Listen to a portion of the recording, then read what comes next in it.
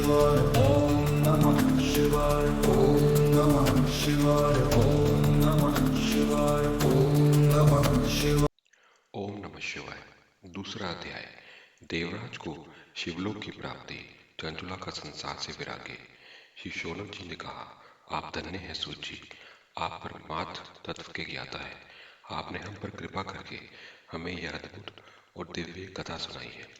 भूतल पर इस कथा के समान कल्याण का और कोई साधन नहीं है। आपकी कृपा से यह बात हमने समझ ली है।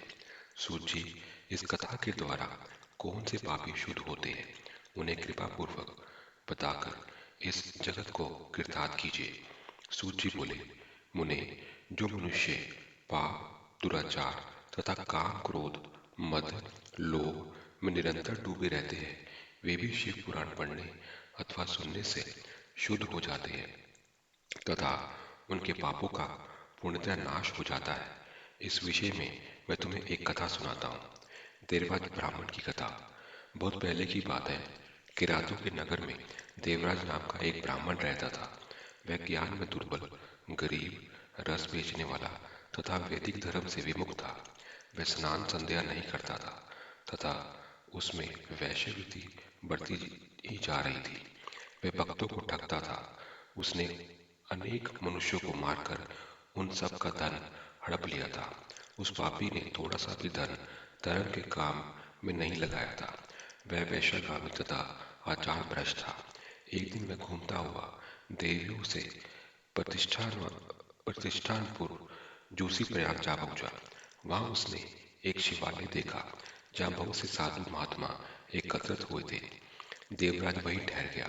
वहां रात में उसे ज्वर आ गया और उसे बड़ी पीड़ा होने लगी। वहीं पर एक ब्राह्मण देवता शिव पुराण की कथा सुना रहे थे। ज्वर में पड़ा देवराज भी ब्राह्मण के मुख से शिव कथा पर निरंतर सुनता रहता था। एक मास बाद देवराज ज्वर से पीड़ित अवस्था में चल बसा। यमराज के दूत उसे बांधकर यमपुरी ले गए।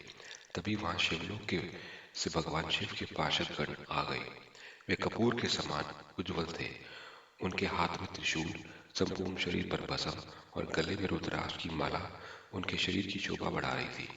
उन्होंने यमराज के दूतों को मार पीट कर देवराज को यमदूतों के चंगुल से छुड़ा लिया और वे उसे अपने अद्भुत विमान में बिठाकर जब कैलाश पर्वत पर ले जाने लगे तो यमपुरी में कोलाहल मच गया, जिसे सुनकर यमराज अपने भवन से बाहर आए।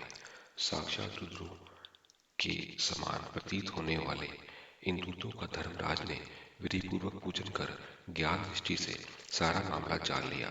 उन्होंने भय के कारण भगवान शिव के दूतों से कोई बात नहीं पूछी। तत्पश्चात शिवदूत देवराज को लेकर कैलाश चले गए और वहां पहुंचकर उन्होंने ब्राह्मण को कर्णावतार भगवान शिव के हाथों में सौंप दिया। शौनक जी ने कहा, महाभाग सूत जी, आप सर्वज्ञ हैं। आपकी कृपा प्रसाद से मैं कृतार्थ हुआ। हम इस इतिहास को सुनकर मेरा मन आनंदित हो गया है। अतः भगवान शिव में प्रेम बढ़ाने वाली दूसरी कथा भी कही है। ओम नमः शिवाय।